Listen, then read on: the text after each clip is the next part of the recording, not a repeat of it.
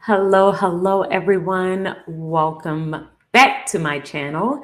If this is your first time joining me, welcome to my channel. Today, we are going to be talking about seven budget planning mistakes. We're going to be talking about budget planning mistakes, how you can recognize these types of mistakes, and how you can fix them if there are some things that you are doing.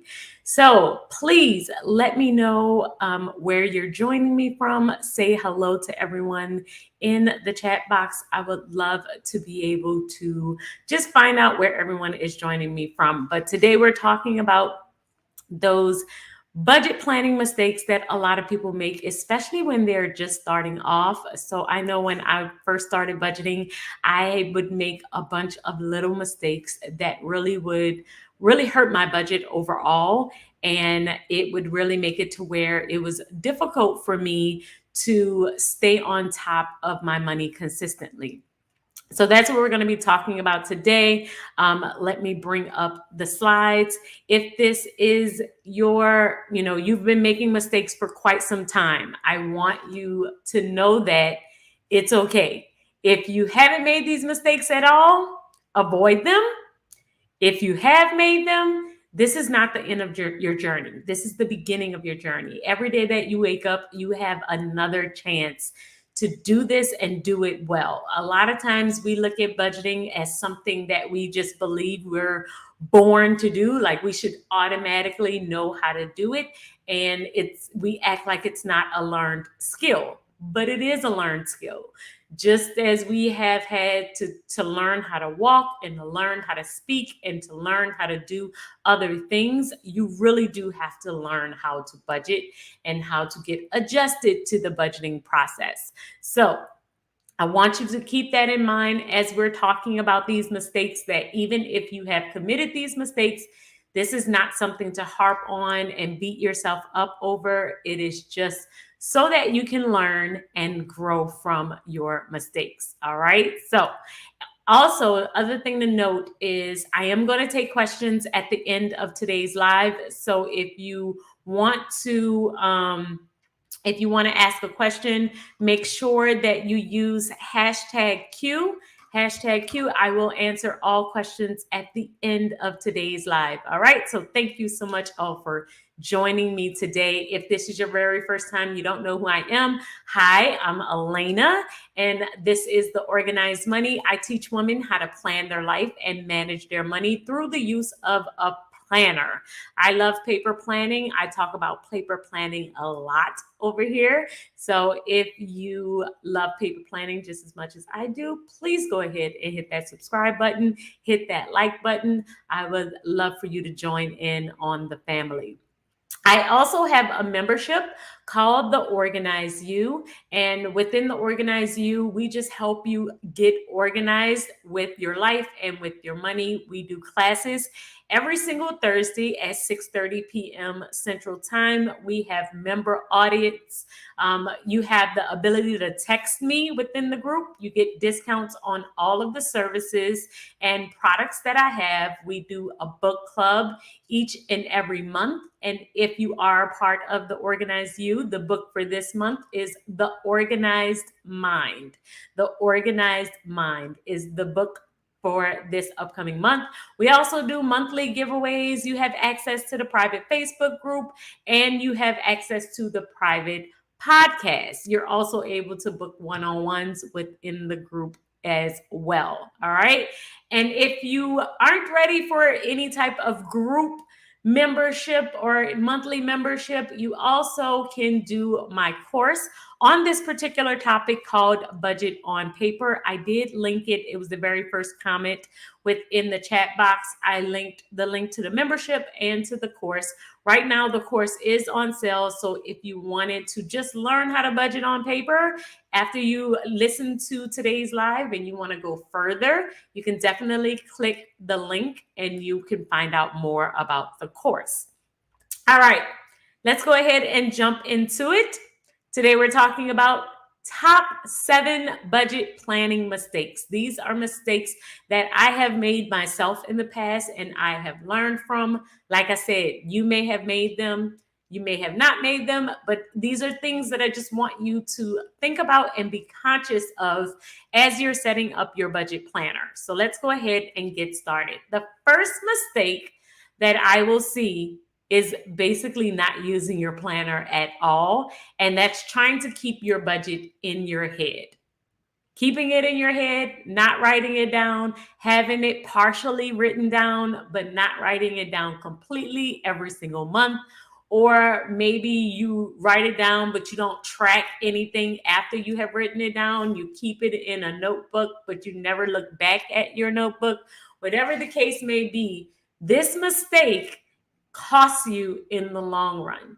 You feel like I have it all in my head. I know all the bills that I have to pay. It's all up here. And I know when it's coming up. I can feel when my account is getting low or I'm spending too much money. But you don't have the actual numbers in front of you. You don't actually write it down.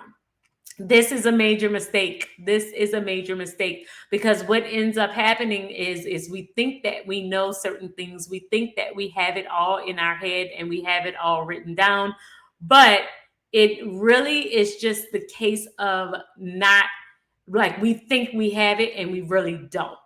And what ends up happening is that we get hit with late fees or overdrafts or a whole bunch of other stuff start going on just because we haven't written it down.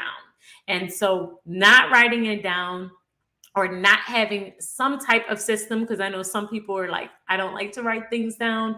I'd rather have an app or Excel, whatever the case may be. You need some type of system to stay on top of your money. You need some type of system to stay on top of your money. So make sure that on a consistent basis, you are not just keeping it in your head. If it's a notebook, that's fine. If it's a planner, that's great. If it's an app or Excel, all of those are fine as long as you are dedicated to your system and you're good with your system. Just not keeping it just in your head. The second mistake that I will see with budget planning is your budget is complicated. This is for all of you out there that have 35 categories within your budget and you have broken down every single expense that you could possibly have, and they all have separate categories. Whenever you have a bunch of different categories that you have to think of or look through whenever you are tracking your expenses or keeping up with your budget, you're setting yourself up for a lot of work. and it tends to lead to failure because a lot of times we forget when our budget is really, really complicated and our categories are super complicated. We start to forget what categories we have, or we have to completely keep referring back to this massive list of all of the different things that we do. I know that I will get the question a lot of times because people will ask me, oh, with your food category, do you keep toiletries within your food category? And my answer is yes. I keep, when it comes down to my grocery budget includes paper towel, tissue paper, all of the other toiletries that go along with my food budget. Why? Because I'm going to be getting that at the same store. When I go to the grocery store, I'm going to be buying food, snacks, and I'm also going to be buying toiletries, all at the same place. So trying to separate them only to see how much toiletries cost versus the food cost, and putting it on two separate tickets, or trying to add up how much toiletries are versus groceries, to me, it's too much of a hassle. It is so much more of a hassle when you try and add on or try and figure out when it's all going to be at the same store. So what I like to do is include all of it within my grocery budget. I just have a grocery budget and I'm saying, okay, if I go to the store and I spend $200 in groceries, I'm including all of the toiletries that I'm going to purchase. And if there is a time where I want to separate it, then I would do separate purchases. Like, let's say I will go specifically to Amazon and try and stock up or something like that. But if I'm in the store, it's all going to be within my grocery budget. It's just all going to be the same. I feel like that makes it much, much easier when you are doing this process if you do not make this budget too complicated. You don't want to have a bunch of different categories. You don't want to have a bunch of different things that you need to write down or keep track of. You really want to keep it as simple as possible. And I even shared within here the variable expenses that I do have. And I have 5 of them that I will use on a consistent basis. And I have my food, shopping, personal, entertainment, and gas. For the most part, that's the only variable expenses that I will use. That's the only 5 categories that I have. So I have my bills categories, and then I have these 5. And these 5 are my variable ones, the ones that change from check to check. They will go up and down just depending on how much disposable income I have. But keeping it limited to these 5 categories instead of going into a bunch of other categories helps me to make sure I stay on top of it, right? So it makes it to where I am not trying to get in too much into the details. So this is how I will mainly keep track of all of my expenses within these 5 categories. So then that way I'm not stressing myself out over the little intricacies that could possibly happen within my budget. All right. The third mistake is you aren't tracking your expenses daily. You are not looking at your expenses daily. So, what does this mean? This means that you are spending. You set your budget. You created a full budget. You have your full list, but then after you create your budget, you kind of don't worry about it until after the budget period is almost over and it's time to create a new one. And so what ends up happening is now you're looking at your expenses after they have already happened, and you don't know how much you have been spending on a daily basis. So by the time you realize that you went over, it's too late. You've already gone way over budget. So what I like to do is track my expenses daily. It takes me 5 to 10 minutes max to just look and see what I spent the day before and be able to look and see, okay, how much did I spend yesterday? I spent $50. We went to a restaurant and I spent $50. All right, if my budget was 200 and I spent 50, now I know I have $150 left. But if I just went to the restaurant and then I went grocery shopping and then I got some fast food, and then if I just keep doing these and I did this for the entire 2 weeks, and now I'm looking and see how much I spent on food, well, now it's too late. I've already gone over budget. And now I'm just trying to backtrack and try and fix it on the other end. This is why I really try and push you to at least look at those expenses on a daily basis. The best thing to do is actually to track them and either write them down or put them in Excel or look at your budget app, whatever the case may be. You do want to make sure that you are doing that. I know with some banks, you can even look within the bank transactions and the bank will tell you a light summary of what you have been spending your money on. You just want to have a way to make sure that you're not going over budget. So a lot of times we'll set the budget, but we're not tracking the budget to see if we're actually staying on task or if we're actually within our budget. So one of the biggest mistakes you can do is just to set the budget and not worry about it. So you want to make sure that you are tracking your expenses on a daily basis. However you decide to do it, you want to make sure you do it. And I know many times when I talk about tracking my expenses, people will say, it just takes so much time. It really doesn't if you're doing it on a daily basis, unless you do a lot of spending on a daily basis. But on average, most people if Max might go 2-3 places and spend money on a daily basis. So as long as you're doing it every single morning, I feel like it's not that challenging. It's only when you let it pile up that it becomes challenging. Like if you wait the entire week and now you're trying to look at your expenses, well, then that's when it can get really challenging to keep track. But as long as you take 5-10 minutes to look at it really quickly in the morning and see what you spent the day before and compare it to your budget, then you're going to be in a great spot. You're going to be in a great spot. All right. Number four, you don't break your budget down by the paycheck. You're trying to budget for the entire month. And if you get paid once a month, this one may not apply to you. But if you get paid multiple times throughout the month and you only look at your monthly budget, you could be missing out on opportunities or just missing out on ways to budget and handle your money better.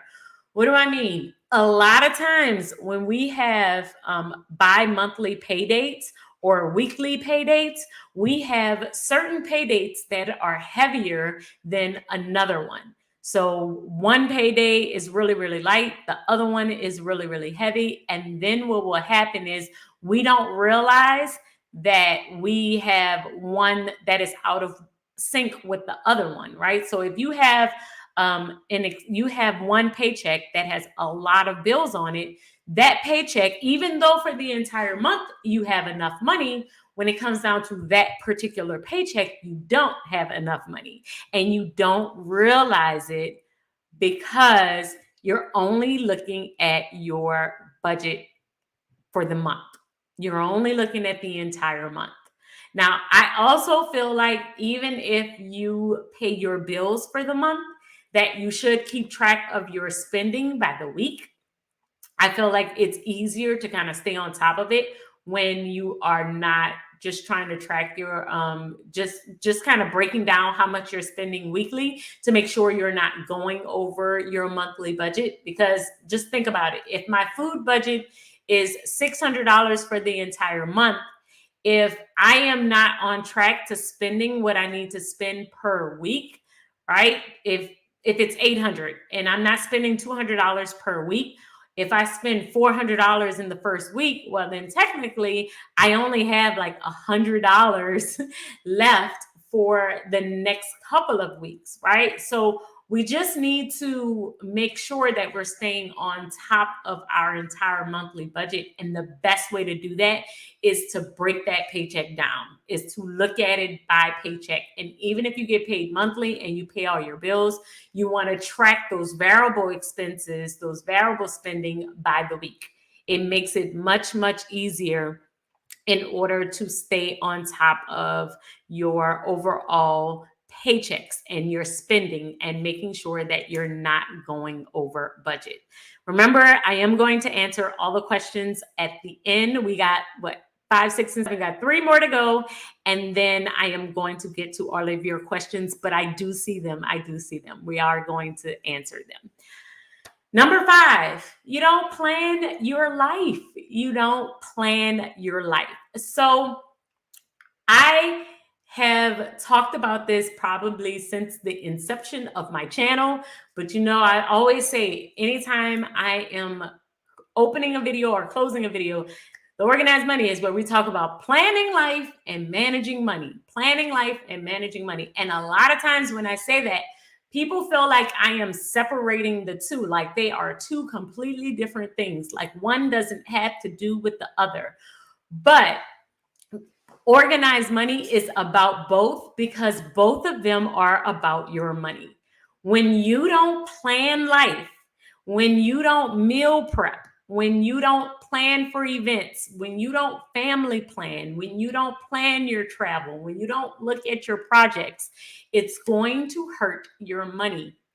Anytime I did not plan and look at my schedule, anytime I do not meal prep and look and see what we have going on for the week, anytime I am not sure what's going on with my kids' school and what events they have coming up and all of the fundraisers that they have coming up, it affects my money drastically. It always throws off the budget.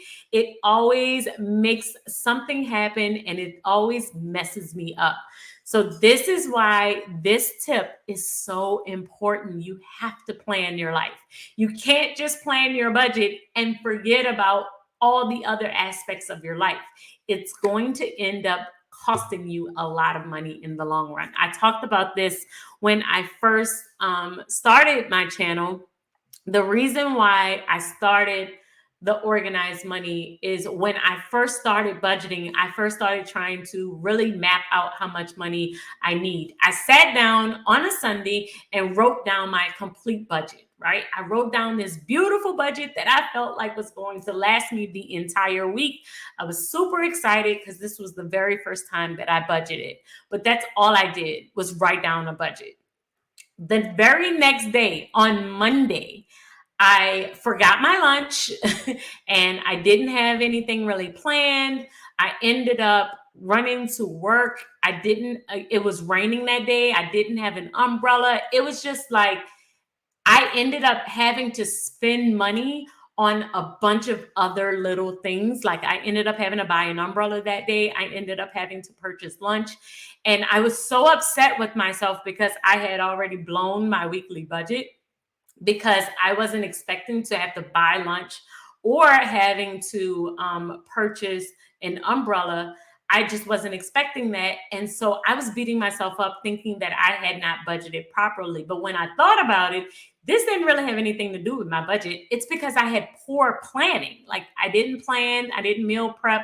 I woke up late. I was rushing to work, so I left my umbrella. There were so many other things that I did that ended up costing me money. So it wasn't the fact that I hadn't budgeted. I did budget. I did set up a budget. But because I didn't have a plan and I didn't look at my schedule and I didn't work on my habits and I wasn't working on any of my routines, all of those things ended up costing me so much more money. So I ended up spending $50 in one day and blowing my budget just because I hadn't planned my day.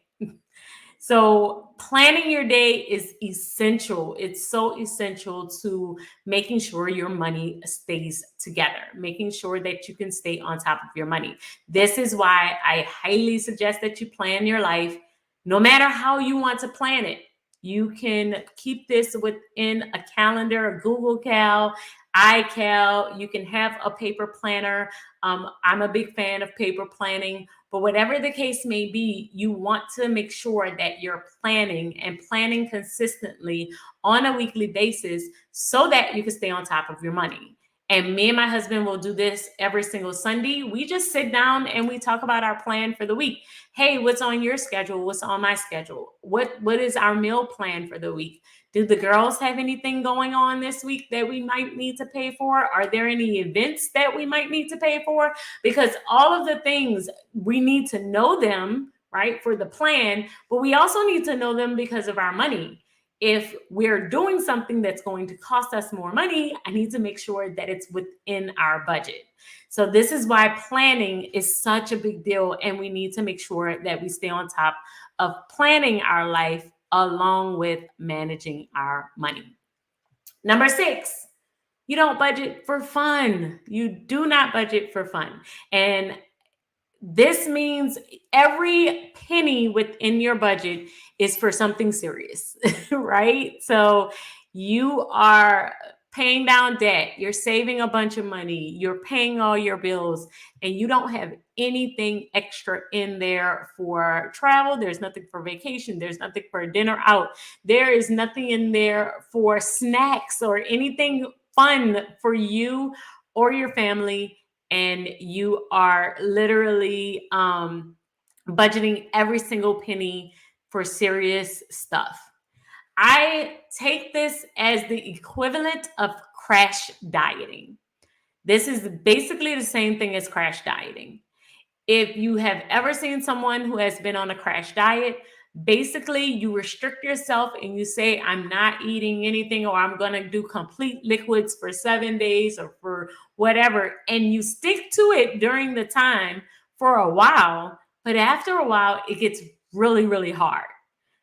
and then you crash and then you end up eating like a tub of ice cream, right? Because whenever you restrict yourself, you can last for a short period of time, but you cannot last for a long period of time.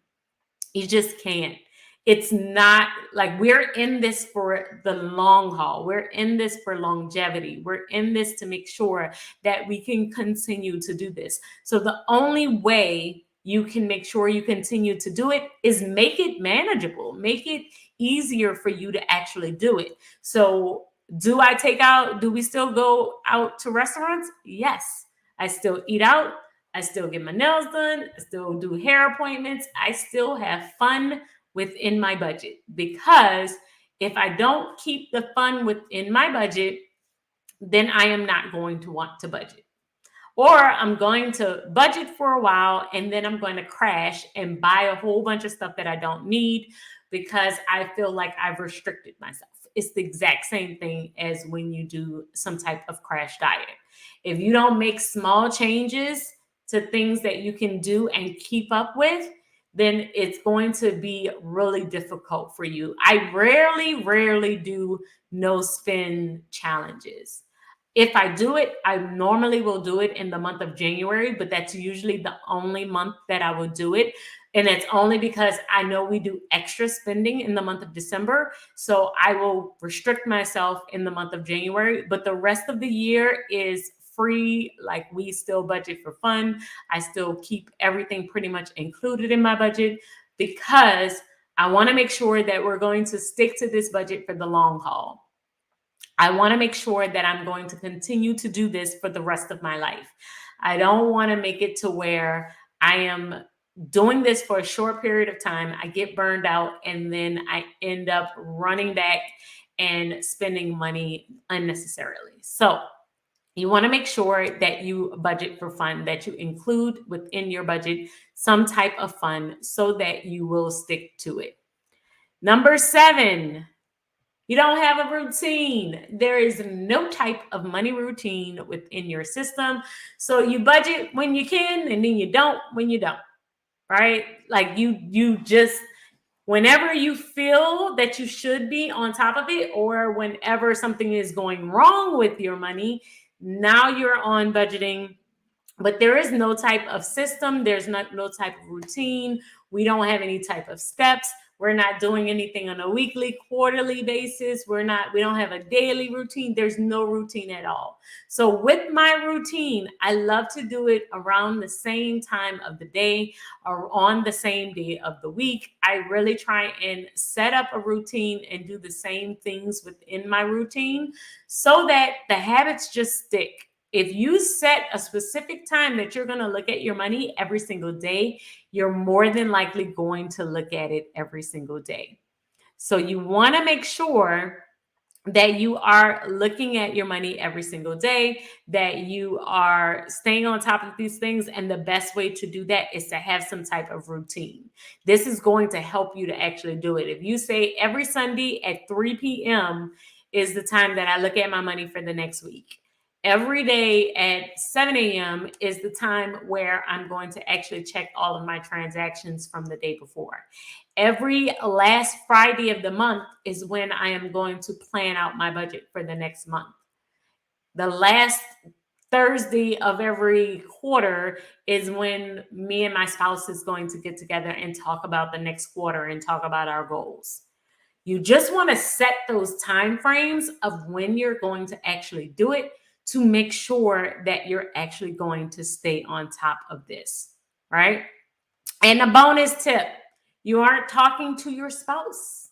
Got to talk to your partner. Even if you and your partner don't share money, it is great to just talk about your goals and talk about where the different things that you want to do as a unit together, right? Like, if you and your spouse, even if, you know, they pay certain bills, you pay other bills, you don't share money, you still want to talk about it. You still want to be on the same page with your spouse as regards to where you all are going as a family.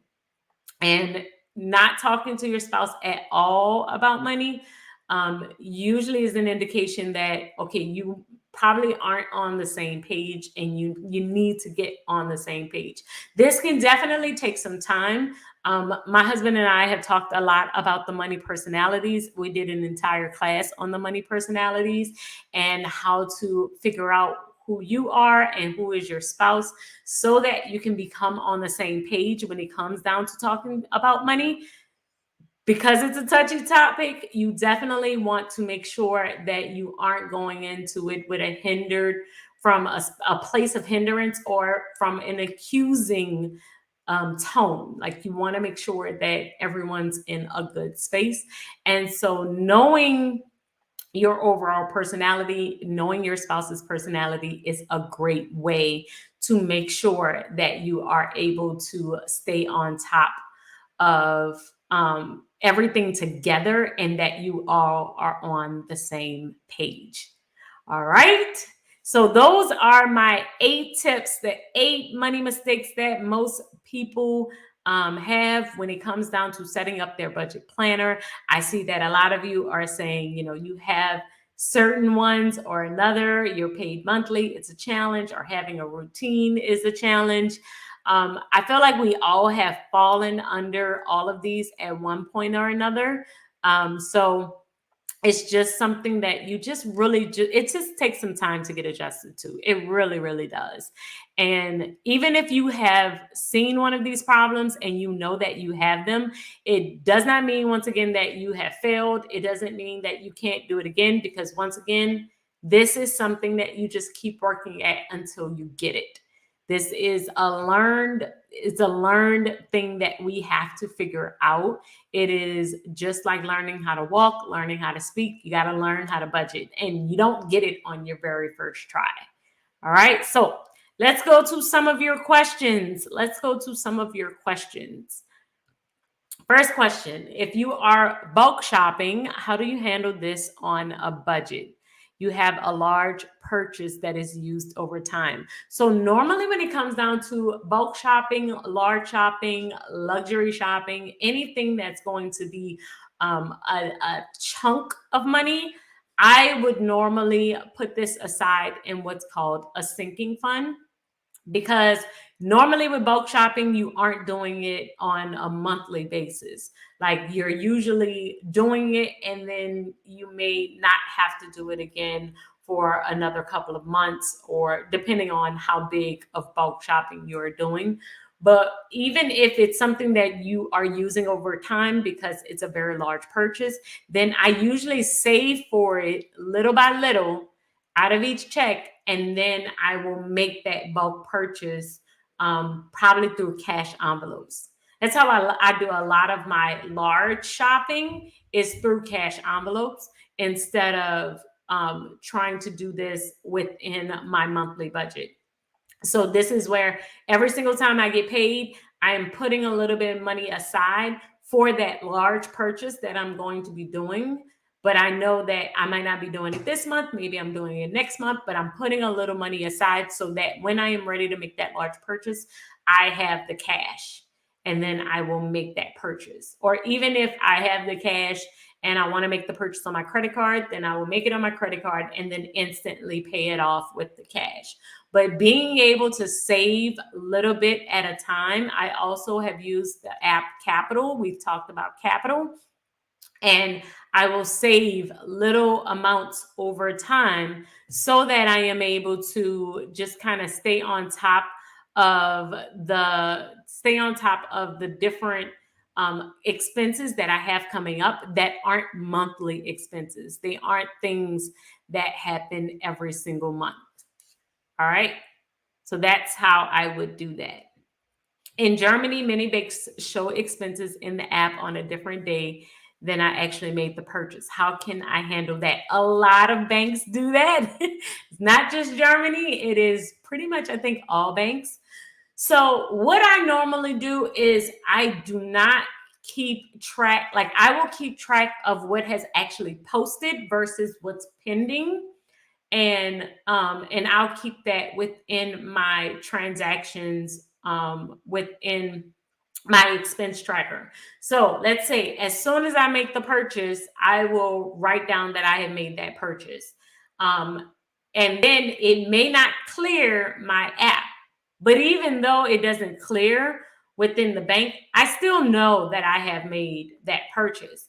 So even if my bank balance does not match my expense tracker, that's okay, because even even though the transaction hasn't posted, I know that it's coming. And a lot of times the banks will rearrange a lot of your transactions because they will process the higher purchases that you made first in order to make you really go overdraft. They're really trying to make you go overdraft. That's the goal. However, if you are keeping track on paper, even though if your bank balance doesn't match, you still know that you have the accurate number of how much you have spent on that day. Even if it didn't clear, I still know that I spent it. Maybe you want to keep track of your actual receipts, or you want to write down in a notebook as soon as you make the purchase so that you'll remember. But even if you aren't keeping track within your app, like the bank balance doesn't match exactly, you still have written down on your expense tracker how much you actually have, because you know that what you have written down is the actual number and probably not what's in the app, because they will hold transactions, they will have pending transactions, they will rearrange transactions, and usually it will not match what's on your bank app. It won't match. Do you include clothes and house decor supplies together? Yes. So normally when I am purchasing different like clothing and house items, a lot of times it will be from it's all included under my shopping budget. All of those are included under my shopping budget. And so I might have different places where I'm shopping. Amazon, if it's house decor things, or it might be a clothing store, but it's still all under my shopping budget. It's still all under my shopping budget. So I will still keep track. All right, if shopping is $200, then it's $200 for clothes, for house decor, for whatever the case may be. And I do keep it all within that group in order to make sure that I am keeping it easy for myself. Now, here's the thing. I am not a big shopper. I'm not a really, really big shopper. I will shop every now and then, where I will, I might do it for the quarter and then I might not do it again for another couple of months. If you are a big shopper, let's say you are a big clothing shopper, then you may want to separate that out so that you can make sure you're not spending just too much on just clothes. That may be something that you may want to do, because you know that that's an area for you that you really, really need to pay attention. That may be something you want to do. However, for me, it's not a big area. It's not something that we always have to really, really pay attention to. So I will definitely push them all together and just make sure that I'm staying within that number. How do you budget? So I have a bunch of videos that will help you figure out exactly how to budget. I have an entire budget playlist called it's a budget planner playlist. So please head over to my channel, look under playlist, and you will see my budget planning playlist, and it will walk you through step by step the different things that I do in order to budget within my budget planner. Did you say a while back to have separate accounts for bills? Yes. So I currently have 5 accounts. I still have 5 accounts. First one is spending. Now, I don't really use this one as much anymore because I pretty much have completely switched our spending account to spending on credit cards. And I think I'll do a video on why I prefer credit cards versus debit cards. But we currently I still have that account just in case it is something where I cannot use my debit card. I will have my credit card, then I will use my debit card. But I do have a spending account. So spending account, then I have my bill account. My bill account is where all of my bills come from.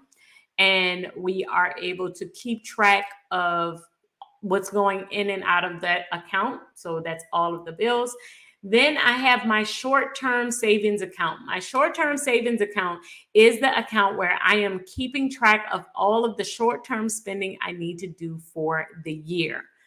What does that mean? I'm saving for Christmas. I'm saving for house repairs. I'm saving for car repairs. I'm saving for any random thing that may come up this year, birthdays, anniversaries, things like that within this short-term savings account. The next one is my long-term savings account, and that is my emergency account. That's where I am saving for if we happen to lose income for a period of time. We're able to pay all of our bills from our long-term savings account. And then the last one is my business account. That's the one where all of the income goes in from my business. So those are the 5 accounts that I have. I do highly recommend that even if you don't have all 5, that you at least keep that spending account, the bill account separate. You need them to be separate so we're not spending bill money, and of course a savings account. So even if you had 3, bills, spending, saving, that would be perfect. I would love for you to have all 5, of course, because I feel like, the more it's divided up, the more attention you pay to it. You just can really, really zone in. But either way, if you have at least those 3, that would be great. At least those 3. Right? How do you budget for multiple savings accounts? How many savings accounts would you suggest? So I would definitely suggest at least 2, where you have a short-term savings account and long-term savings account. I would at least suggest that you do those 2. If you have the short-term savings account, can be for things that are short-term, like sinking funds, like travel, like vacation or Christmas, birthdays, anniversaries, events, all of those things that are coming up. You want to save for those. Now, there are multiple ways that you can save for them. I like to have a certain amount, a percentage that I will do for my short-term account and long-term account. I do try my best to do 5% of my income. So anytime I get paid, I take 5%. I put it to short-term account. I take 5%. I put it to my long-term account. That's a total of 10% in savings. However, if you cannot do this, you just want to do your best. You just want to do your best. Even if you can't max out your savings, anything is better than nothing. So if you say, you know what, all I have is $25, then put that $25 in your short-term savings account. Or all I have is $50 total. Put 25 in short-term, 25 in long-term. You just want to get into the habit of saving and get into the process of doing it on a consistent basis. So definitely, it's not all the way about the amount. It is more about the habit. You really want to get into the habit, and then over time, you'll find ways that free money just kind of starts to come to you, where you just start saying, "Oh, I got a little bit of extra money here," and you'll have the habit of saving, and it'll be easier to save over time. So you just want to make sure that you are doing it consistently, no matter what the amount is. If it's $10, put the $10 aside. I recently booked a trip to the US, but the visa stamping got delayed due to the refugee crisis in Europe. Many things were not refundable, and I lost $800 in euros. Oh, 800 euros. How could I have handled this? So this is one of those things that we would consider like a short-term emergency.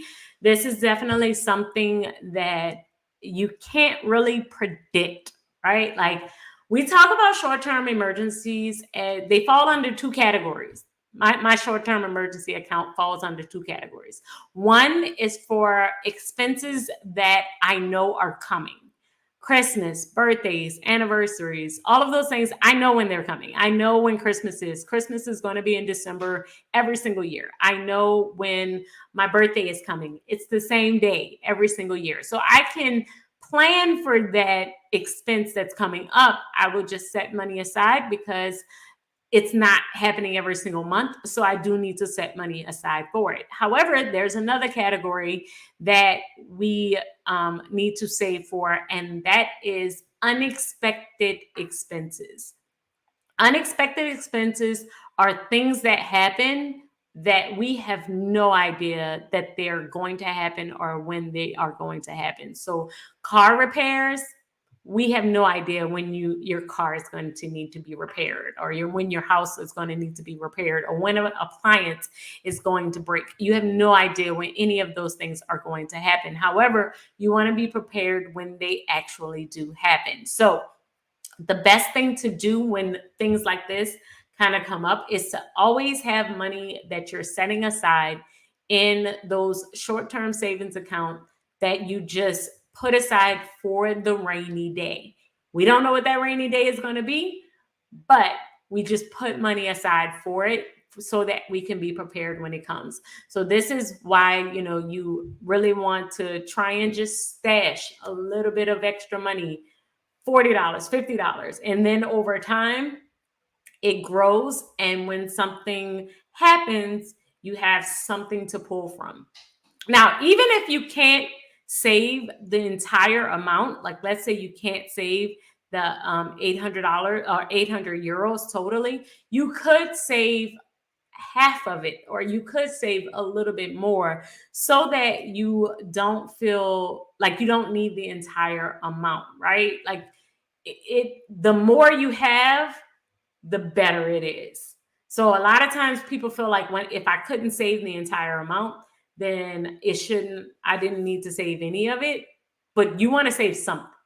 Something is always better than nothing. So definitely just try your best to how to handle it in the future is to start saving small amounts now, so that when things happen, you have a little bit of something to pull from, and it becomes an inconvenience. It's just like, oh, that sucks, but I have the money stashed away to help me.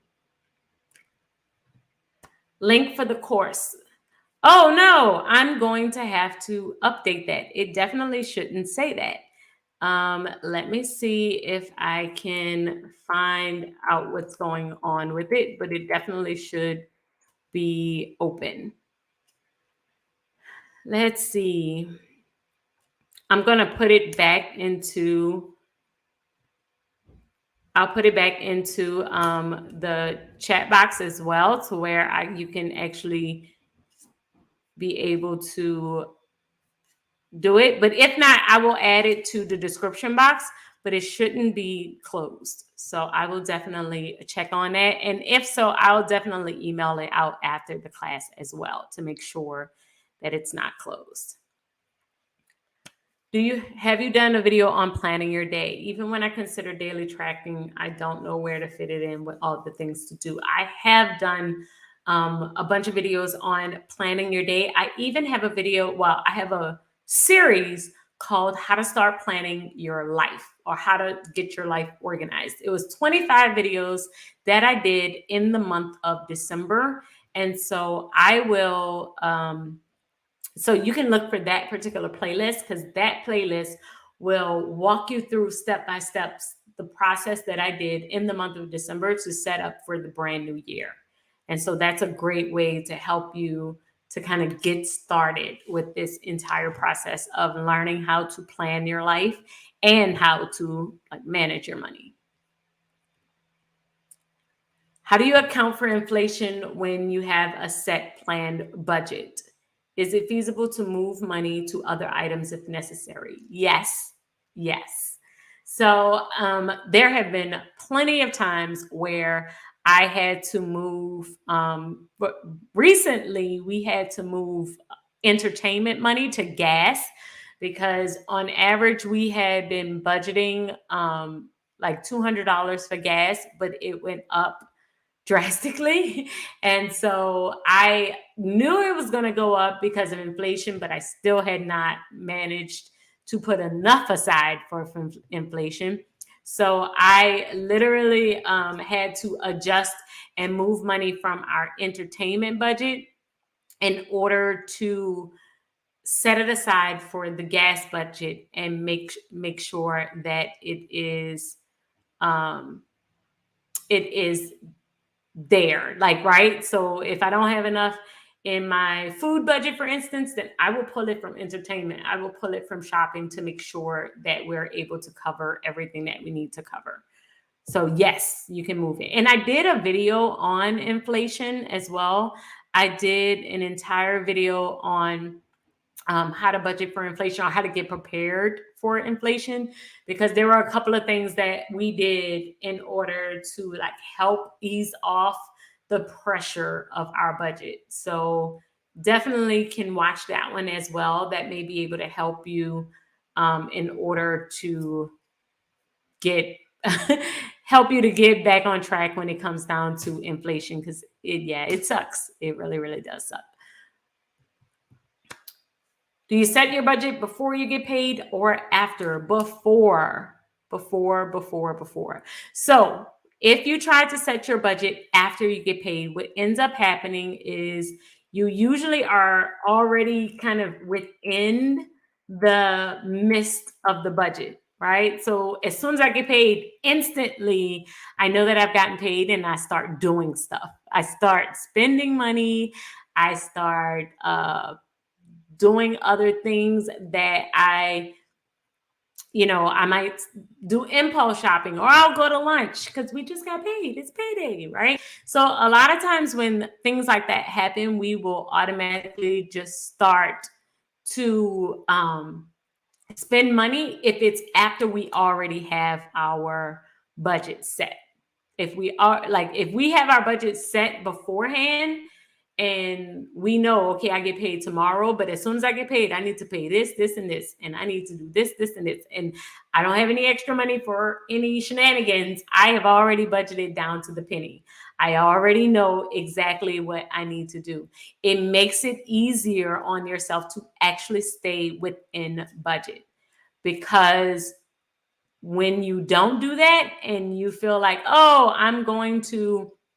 I'll budget as soon as I get paid. Now you start to change what that budget is going to look like, or you're just going to be budgeting with less money because the budget is it's already kind of in motion after you've already gotten paid.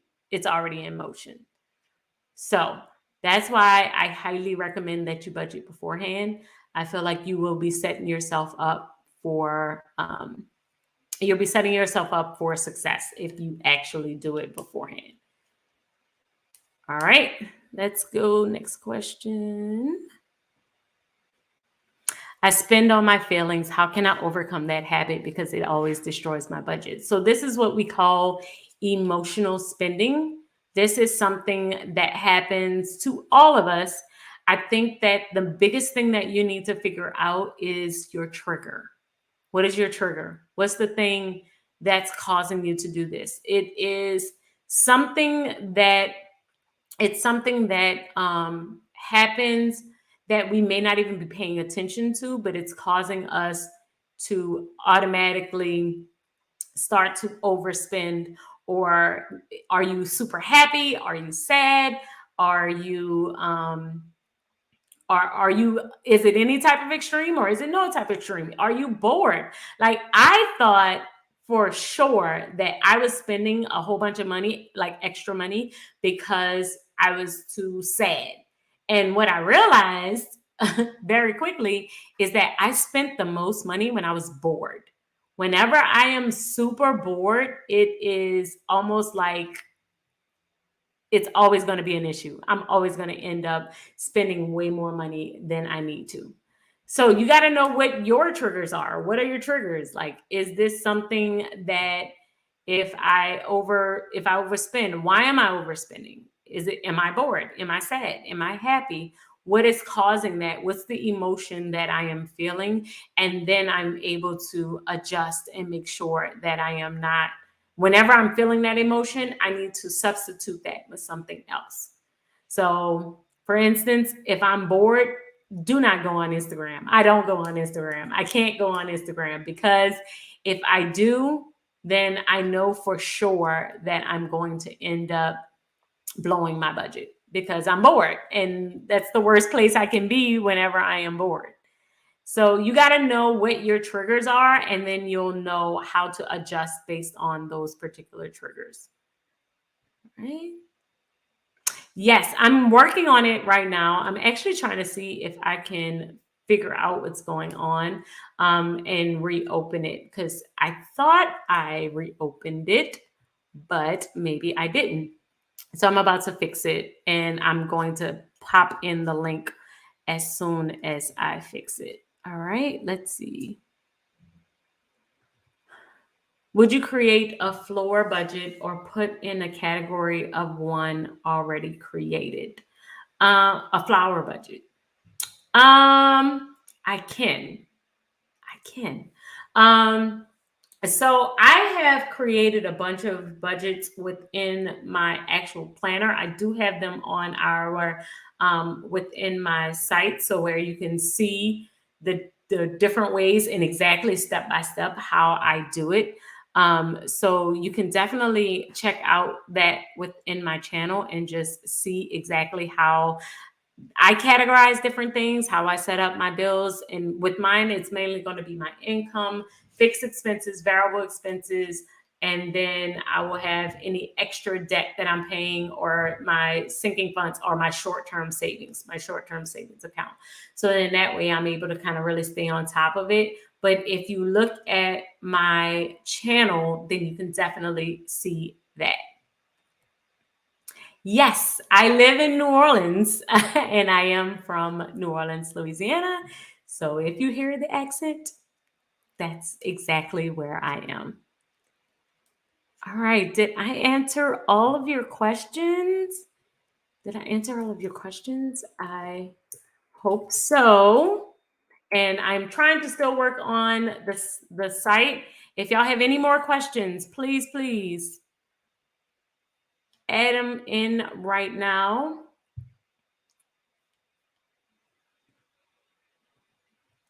To properly manage money, it helps by managing your living area. It does.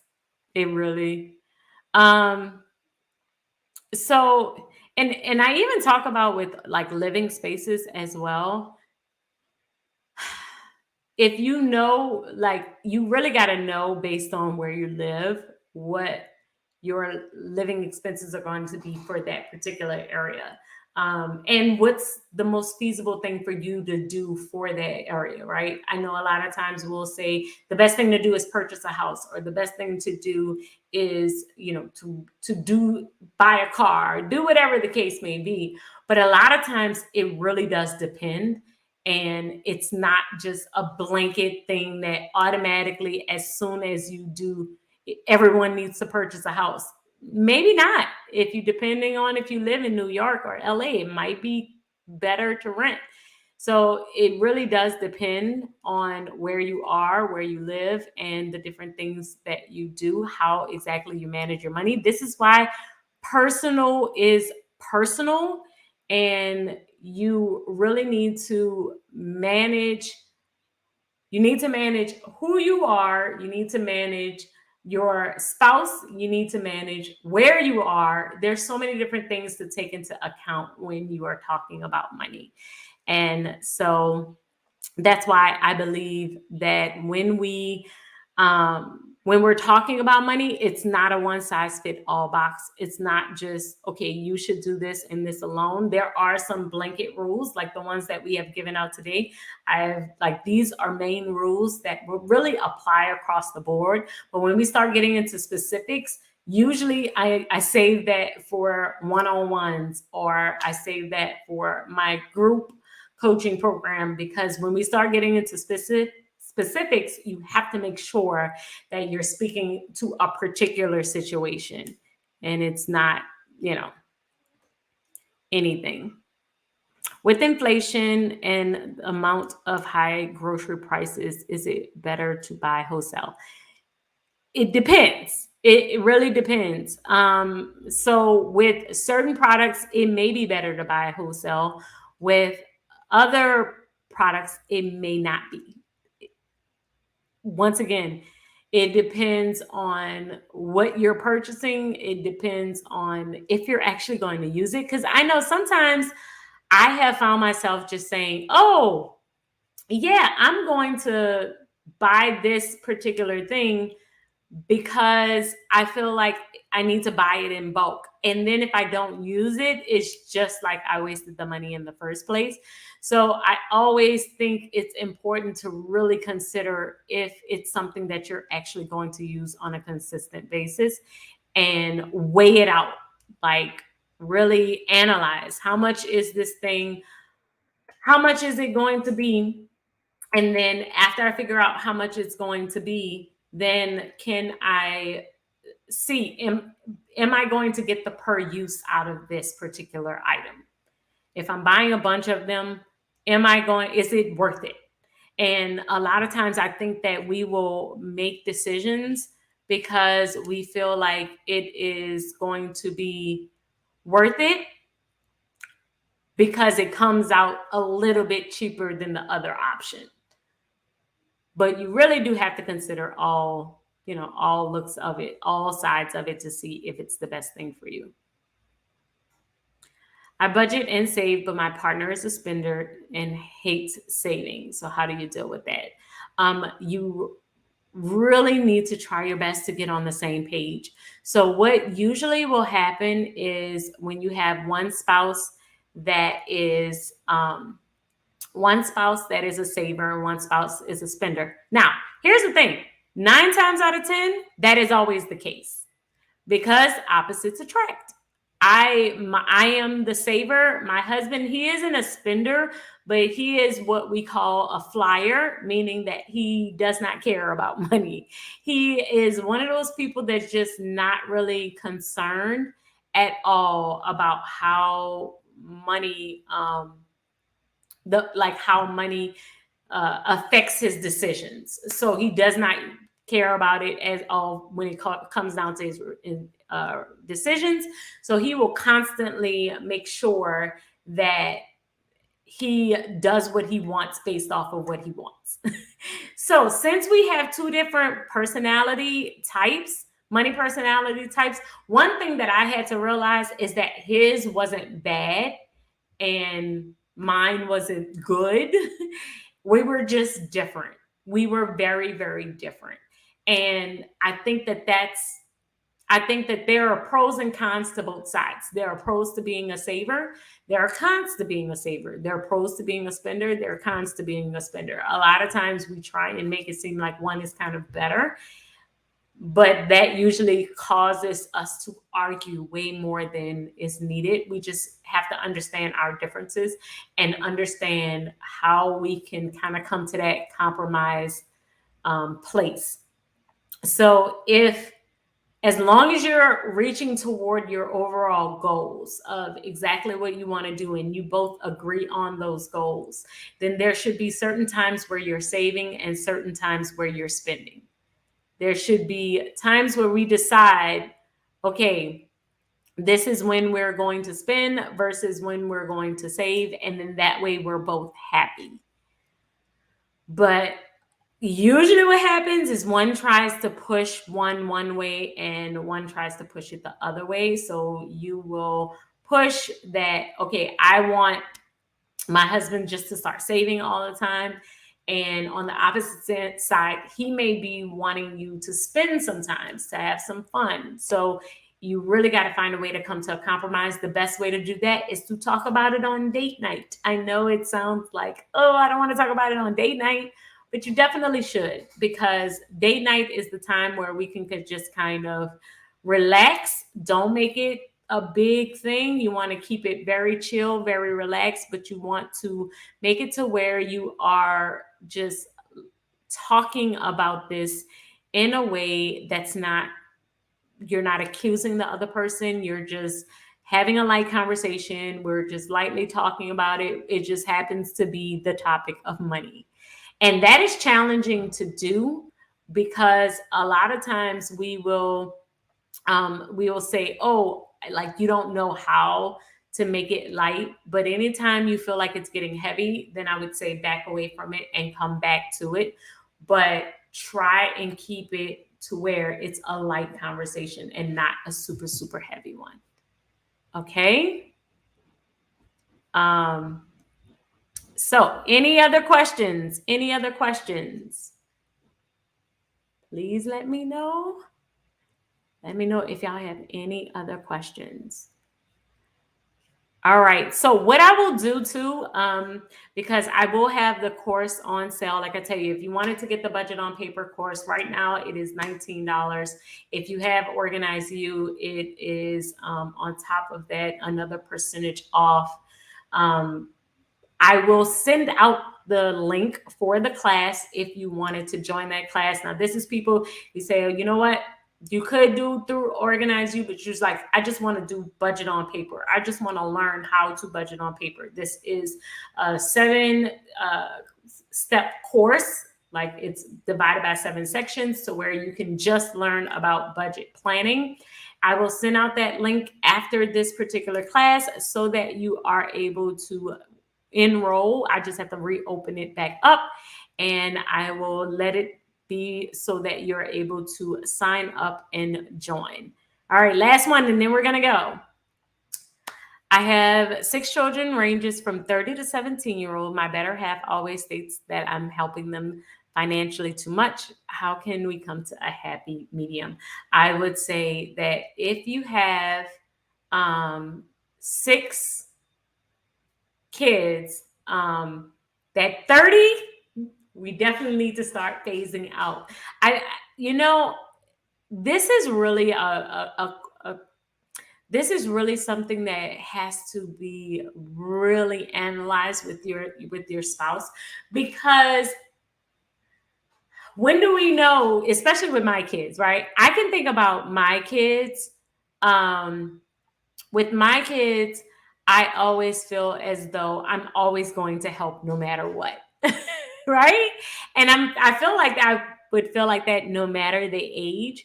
However, I do understand the concept of your kids being older and still kind of coming back for help constantly. That can be an issue as well.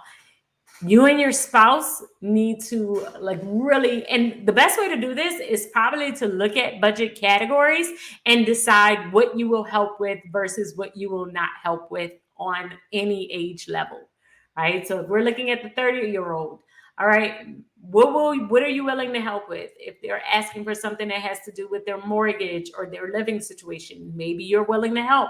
If it has something to do with their variable expensing or travel, you might not be willing to help, right? I think that if you go down the line and really talk about the different things that you are willing to do.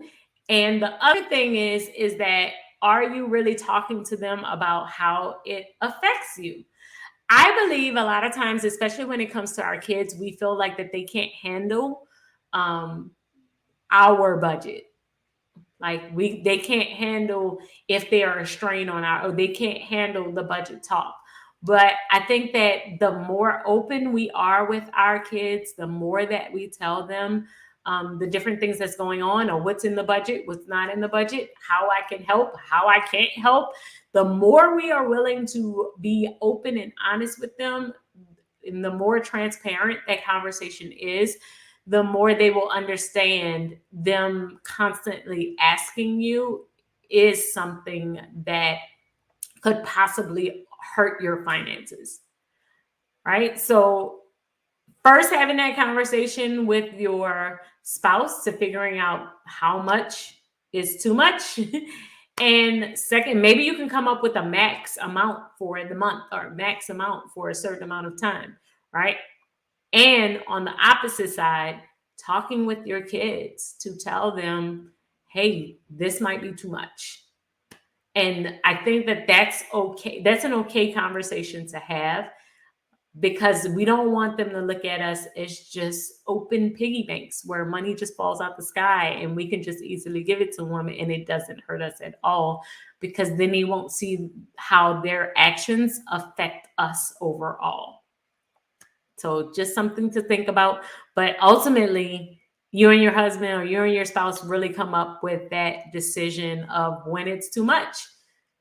Because at this point, it would be easy for me to say, oh, just cut them off. But when my kid is 30, I don't know. I might not want to say that. But I feel like as long as me and my spouse are on the same page and we're having clear conversations with our kids and letting them know what even their decisions, how it affects us. We don't have to go into specifics. I don't have to give them a rundown of every single expense I have on my budget, but I can tell them, hey, I didn't budget for this particular month, and this is going to set me and our house back a little bit, or this is going to do this, or if we have to do this for you, I'm going to have to cut this out.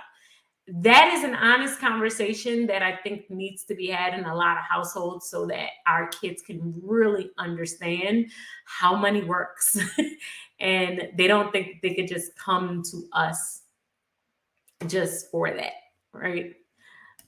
Yes, I do offer private financial counseling services. I do that within my group as well.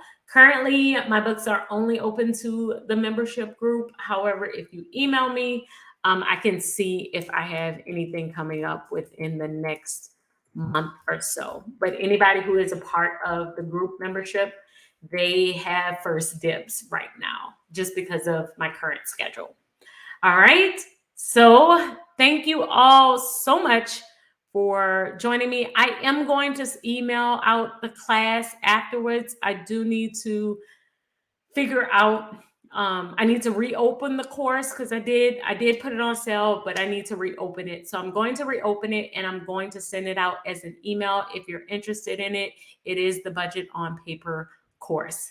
All right. And I'll send it out probably in the next hour or so. All right. Thank you all so much. And I will see you on next Monday's live. Today was on Tuesday because I had something going on yesterday, but we will be back to Monday by next week. All right. So thank you all so much. Y'all have a good rest of your day. Bye, guys.